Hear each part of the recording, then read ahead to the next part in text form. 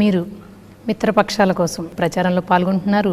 ఫ్యూచర్లో మిమ్మల్ని చంద్రబాబు గారి క్యాబినెట్లో ఉప ముఖ్యమంత్రిగా చూడబోతున్నామా? నేను అసలు అట్లా ఏమనుకోలేదండి. మేము గవర్నమెంట్ లేదు, నేను కానీ చంద్రబాబు గారు కానీ అసలు అట్లాంటి డిస్కషన్ మధ్యలో మేము పెట్టుకున్న priority to change the government.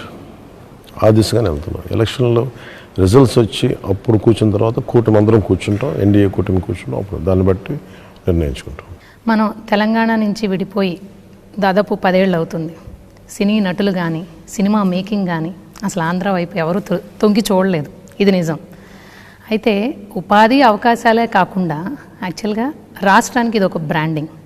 సినీ పరిశ్రమ ఇక్కడికి తరలి రావడానికి మీ వంతుగా మీరు ఎటువంటి ప్రయత్నం ఏదైనా చేస్తారు? మనం హిందీ చిత్ర పరిశ్రమకి ఒక ప్రాంతం లేదు, ఎందుకంటే డైవర్సిఫైడ్ అయిపోయింది. ఆంధ్రాలో అభివృద్ధి కావాలి, తెలంగాణలో చాలా అభివృద్ధి ఉంది తెలుగు చిత్ర పరిశ్రమకి, ఆంధ్రాకి చాలా అభివృద్ధి. ఆంధ్రాలో వారు రావడానికంటే వచ్చి షూటింగ్లు చేసుకునే అనుకూలమైన వాతావరణం కల్పించాలి, అది ఖచ్చితంగా కల్పించాలి.